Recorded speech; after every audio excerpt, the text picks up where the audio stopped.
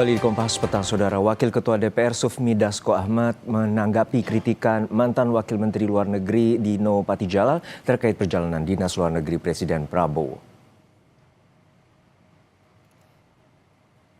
Dasko bilang kunjungan kenegaraan seorang presiden tidak bisa dibatasi dengan berapa kali maksimal kunjungan, sebab perjalanan dinas luar negeri presiden disesuaikan dengan situasi dan kebutuhan. Dasko juga menegaskan kunjungan presiden ke luar negeri hanya dalam waktu singkat dan membahas hal penting saja.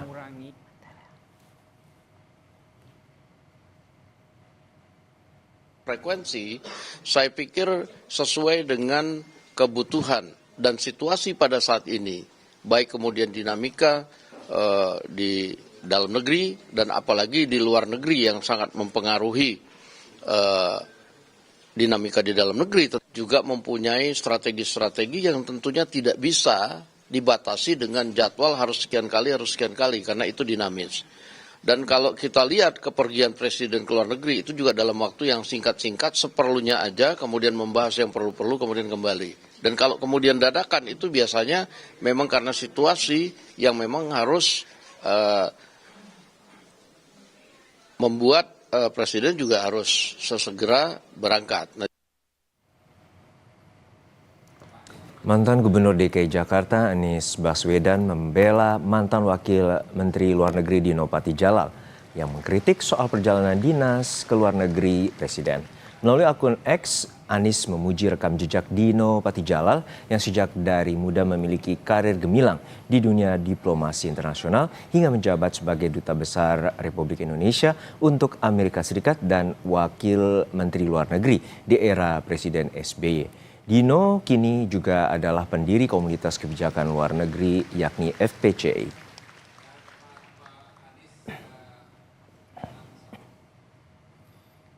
Dalam akun X-nya, Anies menulis menguasai substansi rekam jejaknya teruji dan pengalaman memimpinnya secara luas. Itulah Dino. Karir diplomatiknya panjang dan ajak. Kecintaannya pada politik luar negeri Indonesia begitu mendalam. Dino Patijalal bahkan juga bukan karbitan untuk menjadi seorang diplomat.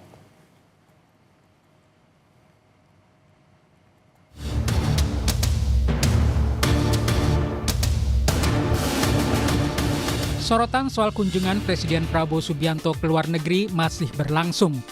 Sejumlah analis menyoroti soal penggunaan anggaran pribadi dalam kunjungan tersebut, seperti yang disampaikan Sekretaris Kabinet Teddy Indrawijaya. Analis komunikasi politik Universitas Padjadjaran Kunto Adiwibowo menyebut pemerintah belum terbuka soal seringnya presiden berkunjung ke luar negeri. Apalagi saat ini nilai tukar rupiah sedang tidak baik-baik saja. Dia juga mempertanyakan jawaban istana yang mengatakan presiden menanggung sendiri sebagian biaya perjalanan ke luar negeri jika sudah melebihi anggaran. Ya Mbak, kalau menurut saya ya itu penting dijaga, makanya transparansi itu jadi penting gitu ya. Soal bahkan kalau ada dana yang kemudian kurang, nah ini kan kurangnya berapa, Pak Prabowo nalangin berapa, kan gitu harusnya jelas gitu dalam hitung-hitungannya. Ketika itu transparan dan Pak Prabowo bilang, oh ya udah ini hadiah dari saya, oke, no problem, nggak ada masalah. Tapi kemudian ketika ini nggak transparan, ada potensi korup di situ yang kita nggak ingin terjadi. Kita juga nggak ingin ini akan membawa hal yang buruk kepada Pak Prabowo kan gitu.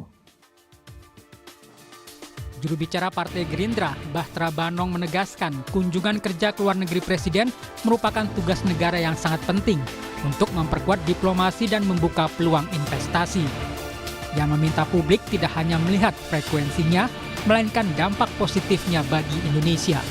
Itu semua dilakukan Presiden dalam rangka agar bagaimana bangsa Indonesia, misalnya contoh kecil, kita tidak kekurangan misalnya pasokan minyak kita dari berbagai negara. Misalnya Pak Presiden juga tempo hari ke Rusia, dengan ke Rusia kita bisa dapat stok BBM dari sana. Artinya jangan kita lihat soal intensitasnya, tapi yang paling penting adalah kita lihat asas manfaat dari setiap kunjungan dilakukan oleh Presiden Prabowo ke luar negeri. Jadi maksud saya itu yang saya katakan bahwa tidak boleh kita hanya sekedar menyederhanakan sesuatu, soal melihat seringnya atau intensitasnya, tapi kita lihat nggak lihat efek atau dampak yang dihasilkan dari kunjungan yang dilakukan oleh Presiden Prabowo.